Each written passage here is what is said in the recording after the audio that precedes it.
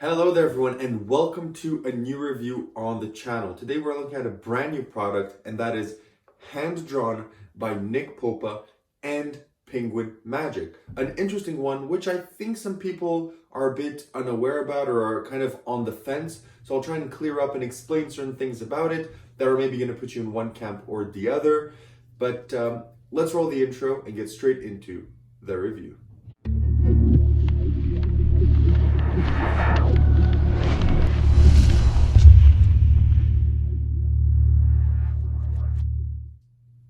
So you decide to stick around, which means you want to learn more about hand-drawn. Now, what is hand-drawn? In its simple form, it's a moving ink effect on your hand. Now, I'll have a performance of it either on the left or the right side of the screen of me performing it, so you can see kind of what it is. But in simple terms, you're just putting an X on your hand, you're moving it onto your palm, you then proceed to take it off, and then you can either put it on your spectator's hand, if you have or own double cross, or you can move it in another position on your hand. So from here, you pick it up, you could put it here, you could pick it up, you could put it here, or you could pick it up and put it on your other hand, up to you.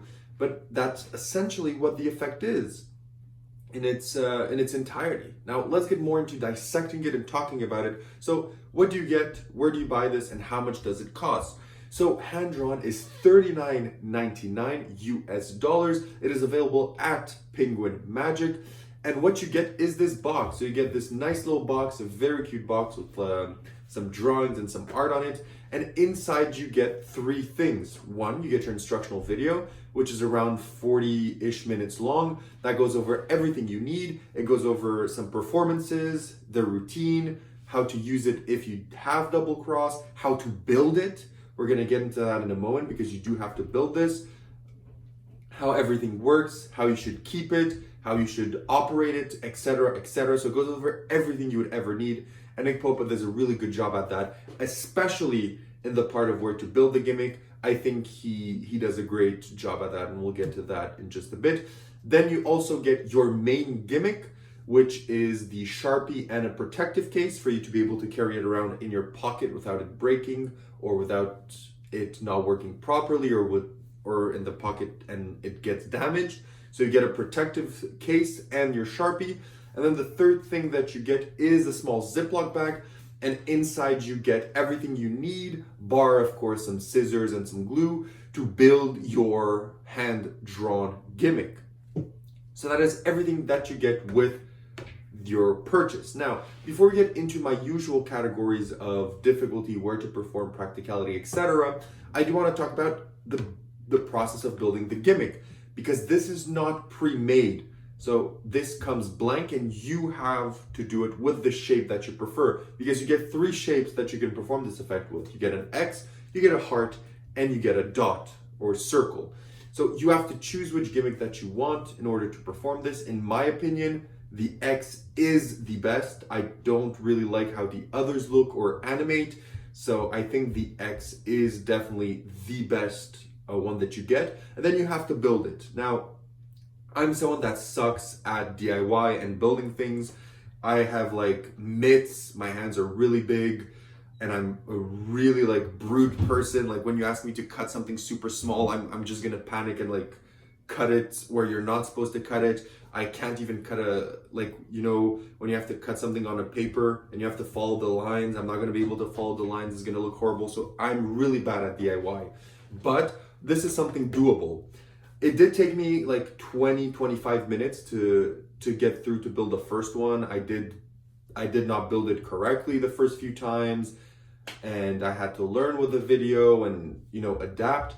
But after I built my first one, and I kind of wanted to try how the other shapes look, just to tell you, that the X is, in my opinion, the best.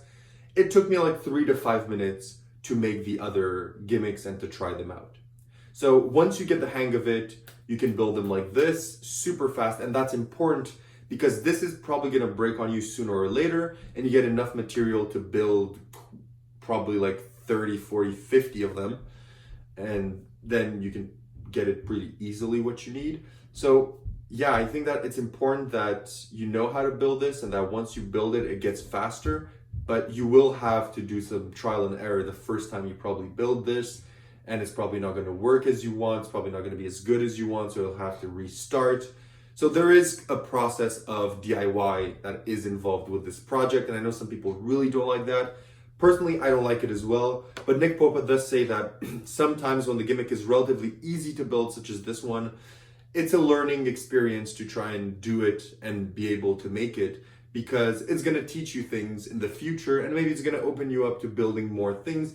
And to be honest, I did find it a pretty pleasant experience because the instructions were really good. So when I finished building it, I did feel kind of proud of myself because I really suck at DIY. So I did feel proud. So it's pretty easy to make, so you don't have to worry about that if that is your major concern. Now let's get into the actual review. So what is the difficulty of this effect? Now, this effect isn't easy and it isn't hard. I think that the difficulty lies in your audience management and in the first process of setting the gimmick in place, if I may say that. Because I feel I've performed this 2 times, and both times I did perform it to family, and they said that the way I was holding the Sharpie is a bit fishy. Now, the first time I did it was the way it's explained by Nick Popa, and they were like, no one ever holds a Sharpie like this, and no one ever uncaps a Sharpie like this. Why are you doing that? And they felt it was fishy. A second time I tried to do it in another way, where I changed the handling myself into something that I felt was better. But again, they told me it's kind of fishy the way you're handling the Sharpie and the way you're holding your hand like this when you're about to draw. So then I found another way that I haven't yet performed it, so I can't really tell you, but I think it solves the issue. I'm not yet sure, but I do think it solves the issue. But nonetheless, the difficulty, in my opinion, lies into how you get the gimmick in place for you to start your animation. Because that's, I think, is the hardest part of the entire effect. Because apart from that, the animation is self-working, the disappearance of the X is pretty self-working, and the cleanup is pretty much automatic. So in those regards, there's nothing really hard about it. But then the getting into it is the only thing that is going to require some work, some practice, some filming, some honest opinions from your family and friends if you do this to them, in order for you to get the best out of the routine. So difficulty-wise, I think it's more into practicing this and really finding a natural way for you to do it. Because if you have smaller hands, bigger hands, skinnier hands, like more meaty hands like mine, then you're gonna have to find ways to do it a bit differently. So I think that's where the kind of difficulty lies. So in essence, it's not hard, it's not easy. I would say it's intermediate, nothing beyond the grasp of anyone. Now let's talk practicality. Is this practical? Now, what's nice about this is, as I said, it gives you a protective kind of sleeve for your Sharpie for you to be able to carry it around in your pocket or in your coat or anywhere you want without it actually damaging or ruining the gimmick. But at the same time, that sleeve is a bit bulky. So if you have skinny jeans, it's gonna be a bit weird to carry this with you because it's gonna fully show that you have something in your pocket that is big and that is protecting something else, right? So I think that it is a bit bulky, but nonetheless, it's not really complicated to carry around because, as I said, you can literally just put it in your pocket, and when you're ready to perform, you take it out. So you can put it like in your jacket pocket, and then when you're ready to perform, you just remove it from your jacket pocket and you're ready to go, which is nice. And I prefer that than in the pants because most of my pants are a bit skinny, so it wouldn't really fit well in my pants pocket. I really do think that if you have like a coat or a jacket or a hoodie, this would work perfectly for you to carry it around there. But again, if you're in a performance environment and you have your briefcase with you or your case or whatever you carry around with you to your shows, this is gonna fit there perfectly and you'll be able to just remove it and go into the routine, and that is great. So practicality-wise, it's both good and has a bit of negatives. Also, practicality-wise, there's 2 other things that I want to mention. One, if you lose your gimmick, so let's say it breaks on you mid-performance and you're at a wedding and it just breaks and it falls, or you lose it essentially, you'll not be able to do that effect again, because as of now, there's no refills for the shapes that you're able to do this effect with. So that means that if you lose it, it's gone forever. And if you lose the X, in my opinion, you've essentially lost your entire purchase, because I'm really not a fan of how the other two objects animate. So yeah, that's something to keep wary about, is that you have to be a bit careful with this when you're out and about. And if it breaks, you really have to be careful of at least take a look at where your gimmick broke. And that also leads me into another thing, is that if it breaks mid-performance, your effect is done. Your effect is done. So you'll have to find a way to explain why you're not able to do what you were attempting to do. And also, if it breaks and you're in the mid of an event, you will not be able to repair this at that said event, right? So if you're, an example, at a wedding and there's like 50 tables and you've just passed 30 tables and you've been workhorsing this, you've been doing it nonstop, and by misfortune it breaks, then you will not be able to perform this trick for the rest of the night. So that is also something that for some people will not be really practical, because they really want something that's going to be surefire for 50 tables for 2.5 hours without it ever like risking a break. So I do think that's important to keep in mind as well. Sorry for that. Now, let's talk about, now that we've gone through practicality, let's talk about where do you perform this. So this to me is performable in casual situations and table hopping. So usually I say a lot of the effects are available on and doable in like street style performances, but this not really, because if it's a bit windy or a tad windy, I wouldn't necessarily go out and perform this effect, because the environment is not really suited for it. Also, I think that if you remove that environment and you perform this indoors, I think this is doable in any light situation. You're not restricted by light, but you are a bit restricted by angles to a 180. So this, I've performed it to myself before filming this review with all of these lights at me, and even as a performer, I couldn't see how it works. That's how disguised it is and how well thought out it is. But again, keep in mind that you do have to keep people around you, so you can't really have anyone behind you or behind this barrier. So if you're holding your hand like this and you're writing the X, kind of this part of your hand is kind of delineating that no one can be beyond these two angles, so everyone has to be in front.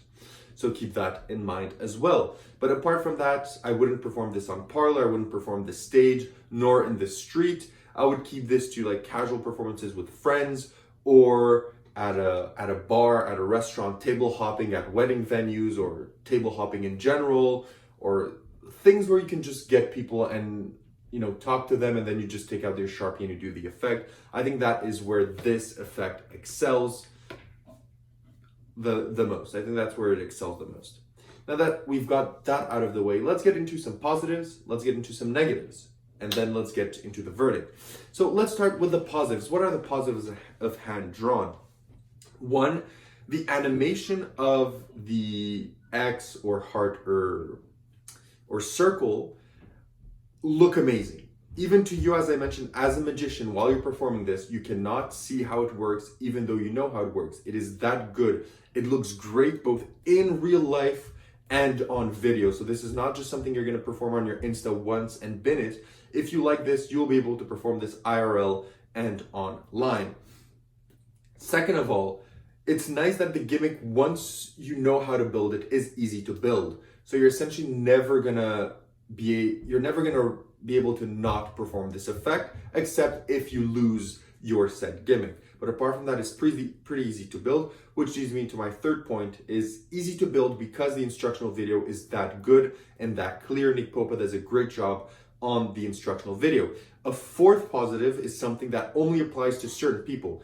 If you have double cross, this is perfect, because I know online, and I've read in a lot of forums, even people that love double cross, I know that the moment where you have to pull the X out of your hand on double cross, for some people it doesn't work as intended, or it leaves a bit of a stain, etc. And it's not as good as you would intend it to be.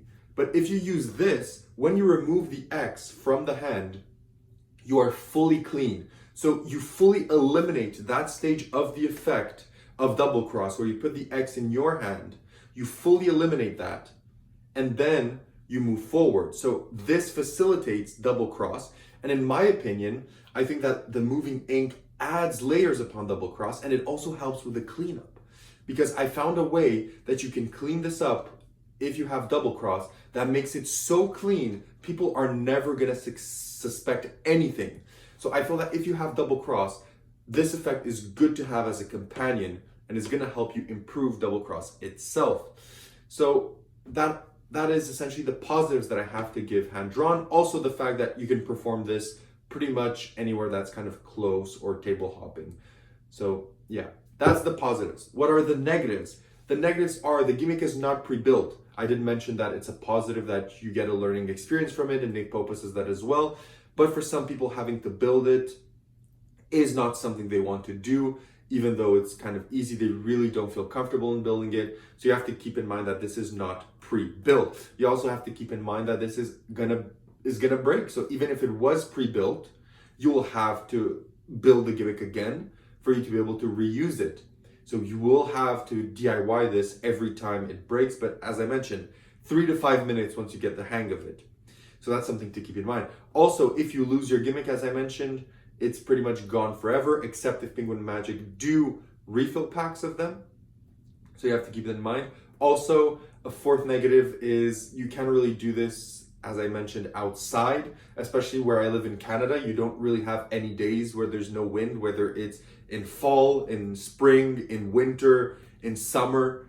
There's always wind here for some reason. So this isn't gonna really work because it's gonna animate itself if there's wind, and you really don't want that. So you have some restrictions on that front as well. So that is the negatives. So pretty balanced. Some really good positives and some really interesting negatives. So let's get into the verdict. Normally I tell you, do I recommend this? Do I not recommend this? But before I say that, I kind of want to give the numerical value for this effect first, and that is a 7. I think it does a great job at what it does. It's a great complement for double cross, and it's really nice that it animates beautifully both in real life and online, so for video.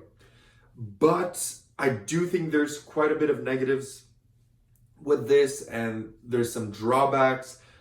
And I honestly really think that if you don't have double cross, I don't know. I really feel that this is more of a compliment for people that have double cross. And that's why I can't really say if I recommend it or not to people. Because if you ask me right now, honestly, Sebastian, out of the 5 recent releases of Penguin Magic, if you had to give me one that you don't recommend, so if I can only buy 4, would you recommend this to be among the 4? And I would say, honestly, I would say no. I would say don't buy this among the 4. However, if you tell me that you really want a moving ink effect on your hand, then of course I would recommend this because it's one of the only ones that I know, and the only ones that I know that actually works well in real life. Or if you tell me that, Sebastian, I want double cross and I want to add upon it, I want to make it even more impossible, then this is going to be a great addition. But if you just tell me, recommend me one trick that I should buy, I don't think this is going to be one that I would recommend. So it's pretty split. So if you find yourself in one of the two camps, if you're an owner of double cross and you really want to add a punch to it to make it even better, this is definitely something that you should buy. But if you're just willing to buy something, or if you're just like, oh, this looks cool, let me buy it, I think you're better off saving your money off this. So even though I give it a 7, I don't necessarily recommend it with open arms. But it does what it's supposed to do, it works well, so I can't really trash it more. I can't really give it less than a 7. You know? So that's all I have to say about Hand Drawn by Nick Popa. I hope I gave you enough information to have you make an informed decision whether or not to purchase it. So thank you everyone for watching, and I'll see you in my next review. Have a great one, and bye-bye.